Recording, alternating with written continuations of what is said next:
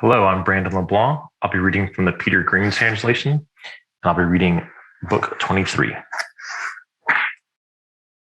Chuckling, the old woman ascended to the upper chamber to bring her mistress the news that her dear husband was there, in the house. Her feet hobbled, but her knees moved briskly. And she stood at Penelope's head and addressed her, saying, "Wake up, Penelope, dear child, so you may see with your own eyes what you've longed for all this time. Odysseus is here, back at last, late though his return. He slaughtered the haughty suitors who were preying on this household, devouring his property, bullying his son." Then prudent Penelope responded to her, saying, "Dear granny, the gods have praised you. Those who are able to change even the sharpest witted into a nitwit, or take a half-wit and set him well on the road to wisdom. It's they who've praised you, you who were once so sensible. Why do you mock me thus when my heart's full of sorrow, taking in that wild way, arousing me from sleep, sweet sleep that bound me fast and folded my eyelids? Never have I slept so soundly since that day when Odysseus left to set eyes on Ilion, that unspeakable name. Off with you now, back down to the women's quarters. And if any other woman of all those who belong to me had come to me with this story and woken me up, for sure I'd have quickly sent her packing back downstairs, and away she'd regret. But here your old age shall save you." Euryclea, loyal nurse, then responded to her, saying, "Dear child, I'm not mocking you. What I said is the truth. Odysseus is here, back home, exactly as I informed you. The stranger that all the men were insulting in the feast hall, that's him. Telemachus learned who he was a while back, but he was discreet, kept his father's plans well hidden, till he could punish the violence of these overbearing men." So she spoke. Rejoicing, Penelope sprang from her bed and hugged the old woman, shedding tears from her eyelids. And uttering winged words, addressed her, saying, "Come now, dear granny, please will you tell me truly, if he's in fact come back home, as you say, how he contrived to lay hands on this crowd of shameless suitors, alone, while they always stay together when they're in this house?" Euryclea, loyal nurse, then responded to her, saying, "I neither saw nor was told of it. I only heard the groaning of men being killed. We sat terrified at the back of our well-built quarters, behind the close-fitting doors, until your son came in from the hall and called us. His father had sent Telemachus over to fetch us out. I found Odysseus standing among the slaughtered corpses. They lay all around him, filled the hard-trodden floor, heaped on each other. To see him would have warmed your heart, all bespattered with blood and gore like a lion he was. All the bodies are now collected at the far gates of the courtyard in one pile, and he's purifying his fine home with sulfur after kindling a large fire. He sent me to summon you. So come that the hearts of you both may enter upon true happiness after all the troubles that you've endured. Now at long last what you hoped for has been fulfilled. He's come back himself alive to his own hearth and found both you and his son in his halls. As for those who mistreated him, the suitors, he's been revenged on all of them in his house." Then prudent Penelope responded to her, saying, "Dear granny, don't laugh out loud. Don't exult in triumph over them yet. You know how welcome his appearance here in these halls would be to us all, but most to me and the son born to us. But this is no true account, the way you tell it. No, some immortals slaughtered the haughty suitors in wrath at their heart-breaking wantonness and their wicked deeds, for they had no respect for any dwellers upon this earth, whether high or low, whoever might come among them. So they've come to grief through their own mad folly. But Odysseus has lost, far away, his return to Achaia and his life." Euryclea, loyal nurse, then responded to her, saying, "My child, what's this word that's escaped the barrier of your teeth, saying your husband, who's here by the hearth downstairs, will never return home? Your heart's always so mistrustful. Look, here's another clear proof that I'll now tell you. The scar from that wound the white tusk of the boar dealt to long ago. I saw it while washing his feet and wanted to break the news to you yourself, but he put his hand over my mouth and in his great shrewdness of mind wouldn't let me tell you. So come with me now and I'll put my own life at hazard. If I'm deceiving you, kill me in the most painful manner." To her, prudent Penelope responded, saying, "Dear granny, it's hard for you to fathom the thoughts of the gods eternal, however intelligent you may be. Even so, let's go down and join my son, for me to see these men, the suitors, dead, and whoever it was that killed them." So saying, she set off downstairs, debating in her heart whether to keep at a distance from her own dear husband, or rather to go to him, clasp his head and hands, and kiss them. But when she'd come in, passing over the stone threshold, she sat down facing Odysseus in the light from the fire by the opposite wall.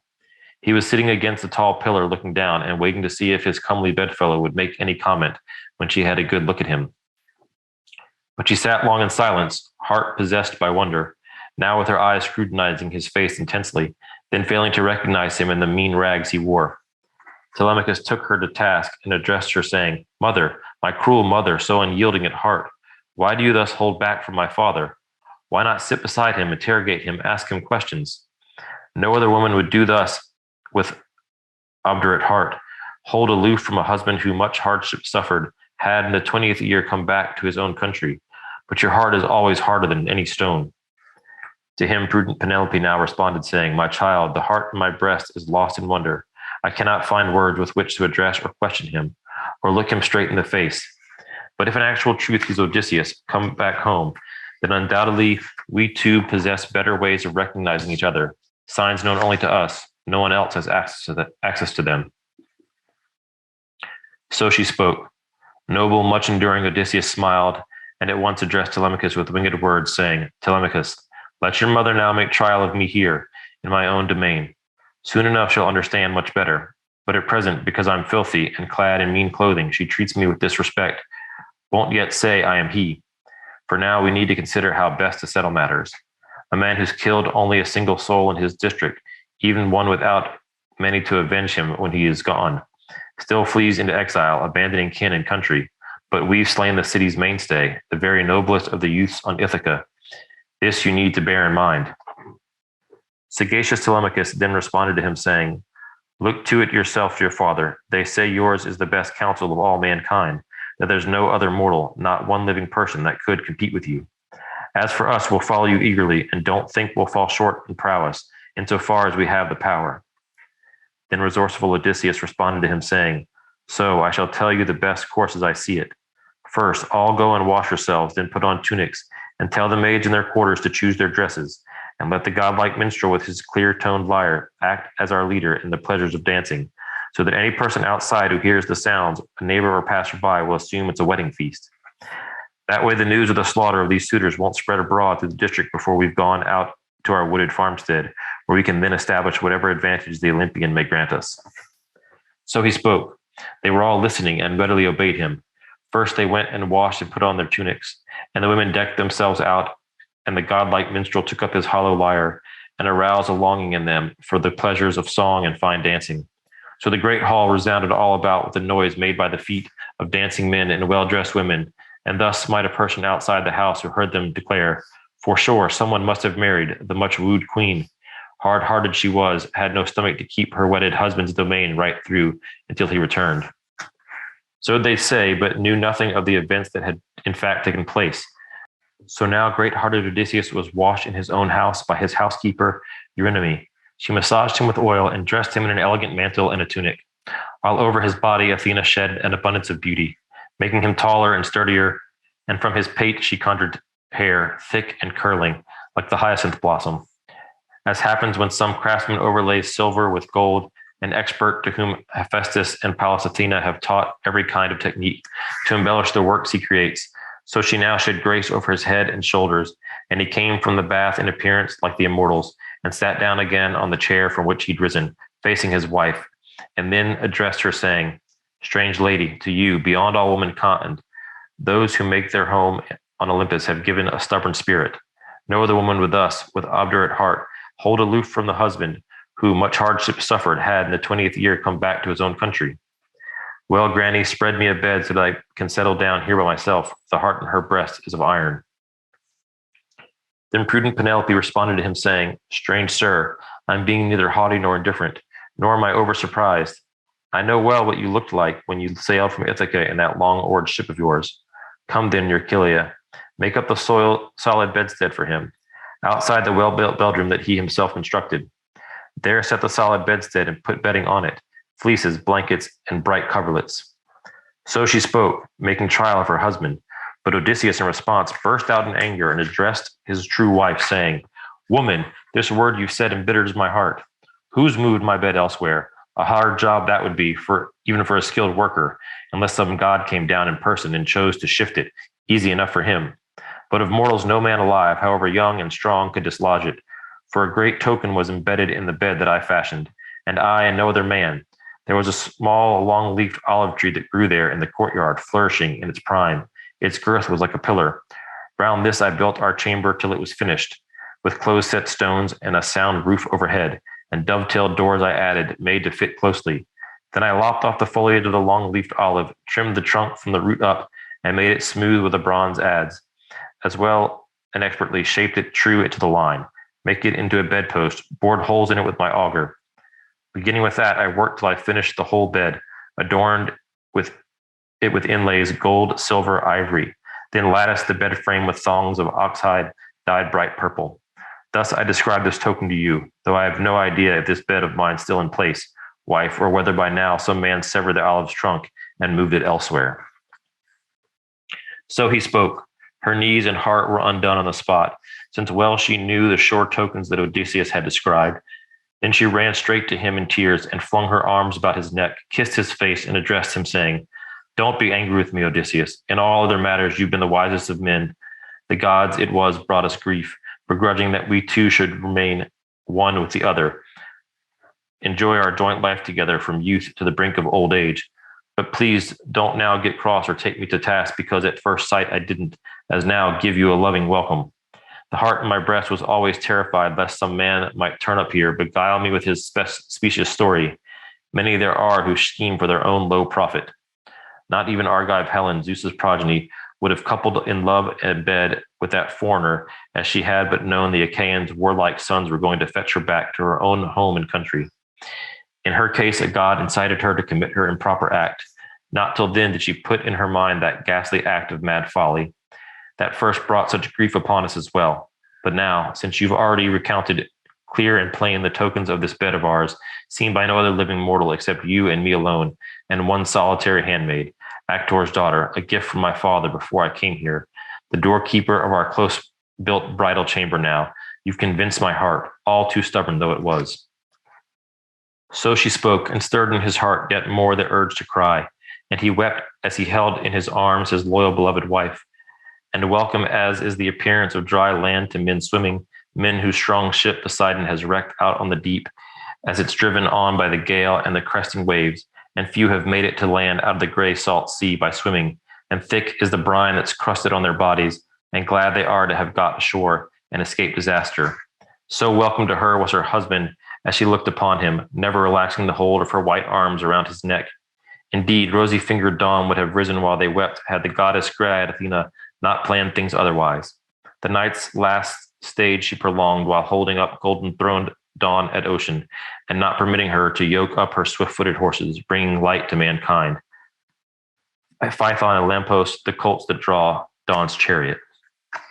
Then resourceful Odysseus addressed his wife, saying, "Not yet have we reached the conclusion, my wife, of all our trials. There's a measureless task still awaiting us in the future, both long and hard. I need to accomplish this in full. That's what the ghost of Tiresias prophesied to me on the day I ventured down into the realm of Hades to inquire about my comrade's homecoming and my own. But come, my wife, let's to bed, so that now at last, soothed by sweet sleep, we may find our joy and comfort together." Then prudent Penelope responded to him, saying, "Your bed shall be ready for you whenever your heart is so inclined. Now the gods have managed your return to your well-built home and to your native country. But since you've thought of this, and the gods put it in your mind, tell me what this trial is. I fancy I'll learn its nature soon enough. No bad thing to know of it in advance."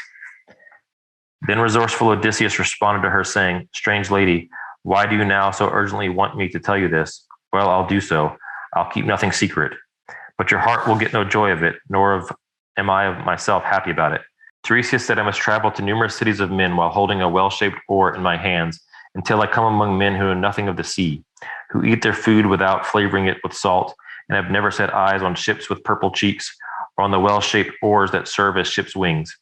And he told me a manifest sign, one that wouldn't escape me.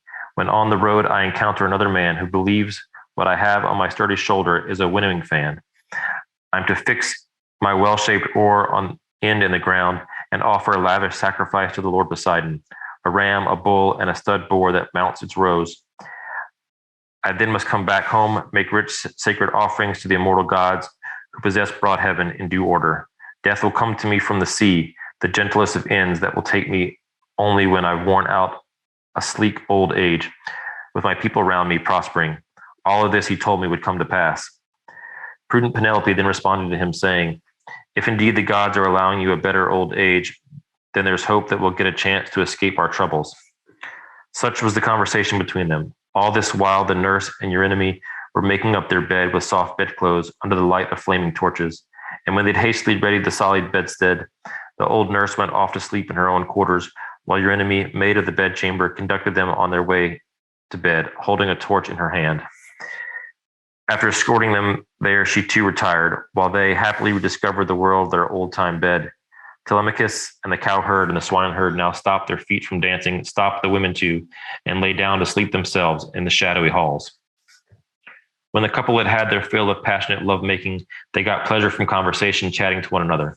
She, bright among women, told of all she'd borne in the halls, having to watch the destructive crowd of suitors, those who with her as excuse had slaughtered many cattle and fat sheep, while too much wine was drawn from the storage jars, while he, Zeus-born Odysseus, recounted all the woes he'd inflicted on others, and all he'd endured him with pain himself, and she heard him out with delight, and sweet sleep never was shed on her eyelids until his whole tale was told.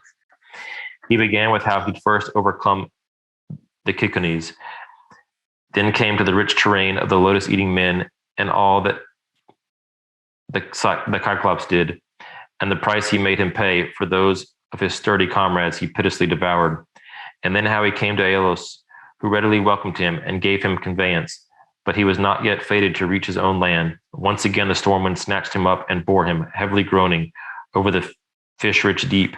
Then how he'd come to Telepolis, where the Lacedaemonians destroyed his ships and his well-grieved comrades. Odysseus alone escaping in his black ship, he next recounted all of Circe's deceits and contrivances, how he'd gone in his many-oared ship to Hades' dank domain to consult the spirit of Theban Tiresias, and how there he'd seen every one of his former companions, besides the mother who bore him and nursed him as a child, how he'd heard the voice of the sirens, unceasing singers, how he'd come to the wandering rocks and to the dread Charybdis and Silk and Scylla, from whom till then no man had escaped unscathed, and how his comrades had slaughtered the cattle of Helios, and how his swift ship had been struck by a smoldering bolt from high thundering Zeus, and his fine comrades died together. All of them. He alone got clear of the grim death spirits. How he came to the isle of Ogygia and the nymph Calypso, who kept him there, longing to have him as her husband, in her hollow caves, and looked after him and declared she would make him immortal and ageless all his days. Yet never could win over the heart in his breast, and how after many hardships endured he reached the Phaeacians, who treated him with a high honor, as though he were a god, and conveyed him home in a ship to his native country, with presents of bronze and gold and apparel. This concluded the tale as he told it, and was when sweet-limbed loosening sleep sprang upon him, dissolving his heart's anxieties. The gray-eyed goddess Athena now had another idea. When she figured Odysseus had his fill of pleasure from bedding his wife and sleeping, she at once aroused from ocean the dawn, early risen and golden throned, to bring light to mankind. And now Odysseus arose from his lofty bed and gave a charge to Penelope, saying, "My wife, by now we've had a surfeit of endless trials, both of us. You here weeping over my troubled homecoming, while Zeus and the other deities hobbled me with hardships, far from my own country, though I long to be back. But now we've come at last to the marriage bed we've yearned for. You'll care for such possessions as I have here in the halls. And as for the flocks that these haughty suitors have wasted, I'll get a good many by raiding and others that the Achaeans will give me, until we replenish every last empty stall. My first task now is to visit my wooded farmstead and see my sturdy old father, who is so distressed on my account. And you, my wife, I lay this charge, a sensible woman. Beginning at sunrise, the word will very soon get around to concerning these men, the suitors, whom I slew in our halls. So both you and your women servants must go upstairs to your chamber and sit there. No peeping, don't ask questions." That said, he arranged his fine armor about his shoulders, woke up Telemachus and the cowherd and the swineherd, and ordered them all to lay hands on their war gear. They did not disregard him, but donned their bronze body armor, and opened the doors and went out, with Odysseus leading. Light already was over the earth, but Athena concealed them in darkness and led them out quickly from the city.